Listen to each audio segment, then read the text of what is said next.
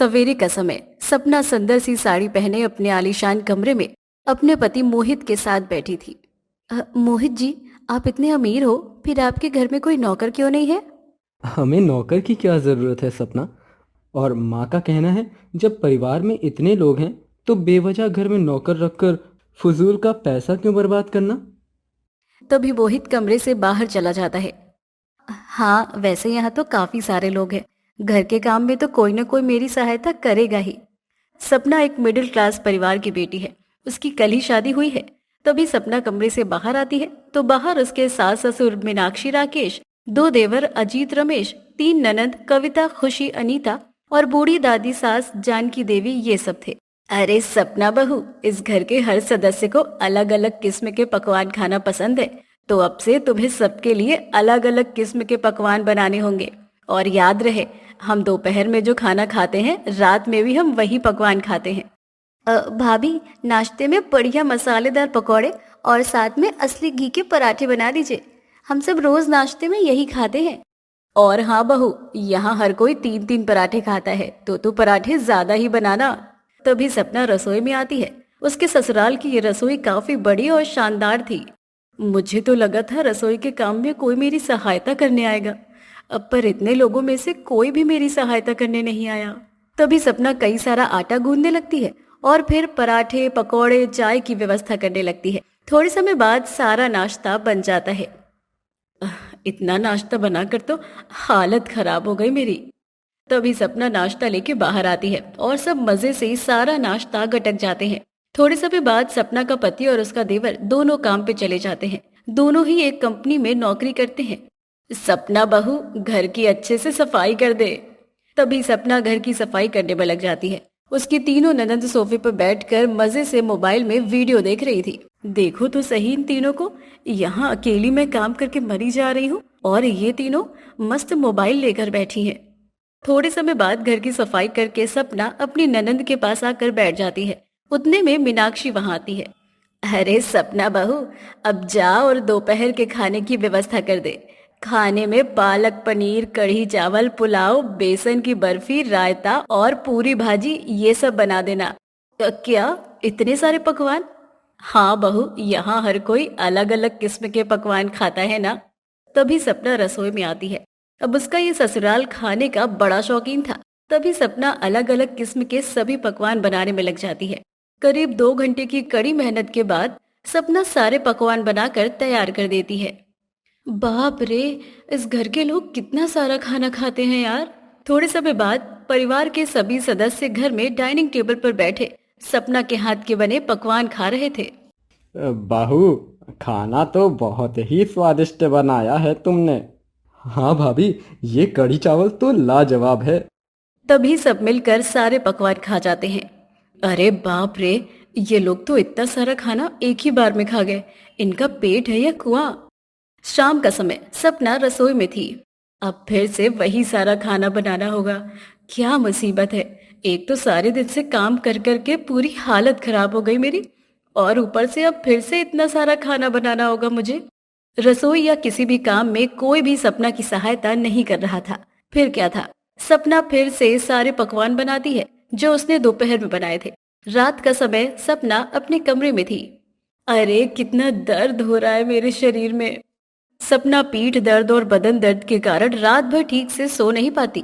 अगले दिन सपना फिर से सबके लिए वही नाश्ता, दोपहर में कई सारा खाना और रात में भी वही खाना बनाती है। अब इसी तरह दिन प्रतिदिन बीतने लगे। रोज रोज सबके लिए इतनी ज्यादा मात्रा में खाना बना बना कर सपना की हालत खराब हो जाती है। एक दिन दोपहर में, सपना बहू, आज खाने में पुलाव, बैगन का भरता, मसालेदार कढ़ी, दाल तड़का और रोटी बना दे। सपना रसोई में आती है। अरे, इन लोगों को मुझ पर रहम क्यों नहीं आ रहा है? अरे मैं भी इंसान हूँ यार। तभी सपना खाने की व्यवस्था करने लग जाती है। एक काम करती हूँ, रात का खाना भी अभी ही बना देती हूँ। एक साथ दोनों टाइम का खाना बन जाएगा तो मुझे रात में खाना बनाने के लिए मेहनत नहीं करनी पड़ेगी। वैसे भी रात में तो सब वही खाना खाते हैं ना जो ये दिन में खाते हैं। हाँ, अब से मैं ऐसा ही करूंगी। तभी सपना रात का खाना भी इसी खाने के साथ बनाने लगती है। थोड़े समय बाद, चलो खाना तो बन गया, अब आधा खाना रात के लिए फ्रिज में रख देती हूँ। नहीं नहीं, अगर मैंने खाना फ्रिज में रखा और किसी ने फ्रिज में खाना देख लिया तो एक काम करती हूँ, इस आधे खाने को किसी बर्तन में छुपा के रख देती हूँ। तभी सपना आधा खाना 3 बर्तनों में छुपा के रख देती है। थोड़े समय बाद सब खाना खा लेते हैं। शाम का समय सपना रसोई में आती है। अब मुझे खाना बनाने की जरूरत ही नहीं है, क्योंकि खाना तो मैं ऑलरेडी बना चुकी हूँ। चलो अब मजे से यही रसोई में सो जाती हूँ। सपना रसोई में चटाई बिछा कर सो जाती है। अब रसोई में कोई आता जाता नहीं था। थोड़े समय बाद सपना उठ जाती है। वाह, आज तो अच्छा आराम मिल गया मुझे। तभी सपना सारे पकवानों को गर्म करके बाहर लेकर आती है। अब सब जैसे ही खाना खाने लगते हैं। अरे सपना बहू, ये खाने का स्वाद इतना अजीब सा क्यों लग रहा है? ऐसे लग रहा है जैसे ये खाना बासी है। वो क्या है ना माँ जी, गर्मी का मौसम है, इसलिए खाने का स्वाद ऐसा लग रहा है। हाँ, इस बार गर्मी कुछ ज़्यादा ही पड़ने लगी है। तभी सब उस खाने को खाकर अपने अपने कमरे में चले जाते हैं। रात का समय जानकी देवी अपने कमरे में थी। अरे ये पेट में इतनी गड़बड़ क्यों हो रही है? लगता है आज गैस कुछ ज्यादा ही हो चुका है। बासी खाना खाने से जानकी के पेट में दर्द हो रहा था। अब इधर बाकी सबका भी पेट दर्द करने लगता है। अगले दिन दोपहर में सपना आज भी रात का खाना दोपहर के खाने के साथ ही बना देती है। अब इसी तरह दिन प्रतिदिन बीतने लगे। सपना हर रोज ऐसा ही करने लगी। वो एक साथ 2 टाइम का खाना बनाने लगी और सब रोज रात को दोपहर के बने बासी खाने को ही खाने लगे। एक शाम सब घर में थे, सपना रसोई में थी। बहू, बीते कुछ दिनों से मेरे पेट में बहुत दर्द हो रहा है। जब भी मैं रात का खाना खाती हूँ तो पेट दर्द के कारण पूरी रात मुझे ठीक से नींद ही नहीं आती। पहले तो ऐसा कभी नहीं होता था बहू। माँ जी, ये समस्या मेरे साथ भी हो रही है। मैं भी रात का खाना खा रही हूँ तो मेरे पेट में दर्द होता जा रहा है। परिवार के सभी सदस्य यही बात कहते हैं। माँ, गर्मी का मौसम चल रहा है ना, तो मौसम से भी अक्सर ऐसी समस्या होती है। थोड़े समय बाद मीनाक्षी रसोई के पास आती है तो रसोई का दरवाजा बंद था। अरे, बहू ने रसोई का दरवाजा क्यों बंद कर दिया? तभी मीनाक्षी बाहर रसोई की खिड़की के पास आती है तो अंदर रसोई में सपना मजे से सो रही थी। अरे ये क्या, बहू तो यहाँ सो रही है। तभी सपना नींद से जागती है। मीनाक्षी वही छुपकर सपना पर नजर रख रही थी। चलो आज भी अच्छा आराम हो गया मेरा। अब जल्दी से दोपहर के बने खाने को गर्म करके बाहर लेकर जाती हूँ। रोज रोज मैं दोपहर में ही खाना बनाकर अपने रात के खाने बनाने की मेहनत से छुटकारा पा रही हूँ। तभी सपना की सारी बातें मीनाक्षी सुन लेती है। सपना खाने को बर्तन से निकालती है। अरे ये खाना तो कितनी जल्दी बासी हो गया। कोई नहीं, सबको यही दे देती हूँ गर्म करके। सपना उस दिन के बने बासी खाने को गर्म करने लगती है। सपना बहू, अपनी सास को देखकर सपना के होश उड़ जाते हैं। अरे बाप रे, माँ जी, रसोई से बाहर आ बहू, आज तो तेरी खैर नहीं। मीनाक्षी वहां से चली जाती है। कहीं माँ जी ने मेरी बात तो नहीं सुन ली? तभी सपना डरते डराते बाहर सबके पास आती है। मीनाक्षी बहू, बता तो सही क्या हुआ? तू इतनी गुस्से में क्यों है? माँ जी, ये सपना रोज रात को हमें बासी खाना खिलाती जा रही है। क्या? बासी खाना? तभी मीनाक्षी सबको सारी बात बताती है। क्या? सपना बहू, तू हमें बासी खाना खिलाकर हमारी सेहत के साथ खिलवाड़ करती जा रही थी। बताओ सपना, तुम ऐसा क्यों कर रही थी? तो मैं क्या करती मोहित जी? इस घर में इतने सारे काम होते हैं और आप सब इतना सारा खाना खाते हो। सबकी अलग अलग पकवान की फरमाइशें रहती हैं। मैं अकेली इतना काम करके थक जाती हूँ, पर कोई भी मेरी सहायता करने नहीं आता। किसी को भी मुझ पे रहम नहीं आता। मैं भी इंसान हूँ, कोई मशीन नहीं, जो आप सब इतने सारे काम मुझ अकेले को करने लगा रहे हो। सपना की बातें सुनकर सब दुखी हो जाते हैं। वैसे बहू की बात भी सही है। हमने सारे काम की जिम्मेदारी अकेले बहू के कंधों पर ही डाल दिया था। आप ठीक कह रहे हो जी, हम ही बहू का दर्द नहीं समझ पाए। आज से हम सब घर के काम में तेरी सहायता करेंगे। उसके बाद अगले दिन से सपना के साथ उसकी तीनों ननंद, उसकी सास, सब घर के काम में सपना की सहायता करने लगते हैं। जिसके बाद सपना के ऊपर से काम का बोझ थोड़ा कम हो जाता है और वो मजे से सबके साथ काम करके खुशी खुशी अपना जीवन बिताने लगती है। राखी दुल्हन के अवतार में अपने पति रोहन के साथ अपने बड़े से ससुराल में प्रवेश करती है। अरे पूरा मोहल्ला हमारे ऊपर थू थू कर रहा है। पूरी दुनिया में तुझे इसी गरीब लड़की से शादी करनी थी क्या रोहन? माँ, अब तो आप मुझे बातें सुनाना बंद कर दीजिए। जब से मेरा और राखी का रिश्ता हुआ है, आप हर पल मुझे बातें सुनाते जा रहे हो। रोहन बेटा, बहू को कमरे में ले जा। रोहन राखी को लेकर अपने कमरे में चला जाता है। अरे देखो तो कितने अमीर हैं हम, और हमारे घर की बहू बनी एक झोपड़े में रहने वाली गरीब लड़की। ये है अमीर मेनका, जो अपने परिवार के साथ अपने बड़े से घर में रहती है। रोहन राखी से प्यार करता था और उसी से शादी करना चाहता था। उसकी जिद मानकर हरीश ने राखी और रोहन की शादी करवा दी। अगले दिन राखी अपने कमरे से बाहर आती है। माँ जी, मैं नाश्ते में क्या बनाऊं? तेरी माँ ने तुझे ये भी नहीं सिखाया है क्या कि नाश्ते में क्या बनाते हैं? बहू, तो सबके लिए चाय और असली घी के पराठे बना दे। हाँ, असली घी? जीवन में देखा भी होगा कभी इसने असली घी कि किसे कहते हैं? माँ जी मुझसे गुस्से में क्यों बात कर रही हैं? इसी तरह दिन प्रतिदिन बीतने लगे। मेनका हर समय राखी को गरीब भिखारी कहकर उसका अपमान करती है। इधर राखी के मायके वाले अपने छोटे से घर में थे। राखी के मायके में उसके माता पिता हरिया दामिनी, 3 भाई दीपक, राहुल, मोहित और उनकी पत्नियां अनीता, साक्षी, पायल, ये सब थे। माँ जी, मैं अपने मायके से पैसे लाकर एक बड़ा सा घर बना देती हूँ ना। हम कब तक इस झोपड़े में रहेंगे? अरे बहू, तूने पहले ही हमारे लिए बहुत कुछ किया है, अब और नहीं बहू। अनीता एक अमीर घराने की लड़की है। उसने अपने मायके से पैसे लाकर अपने ससुराल वालों को एक जमीन दिलाई थी, खेत दिलाया था, जिसमें हरिया और उसके तीनों बेटे खेती करते हैं।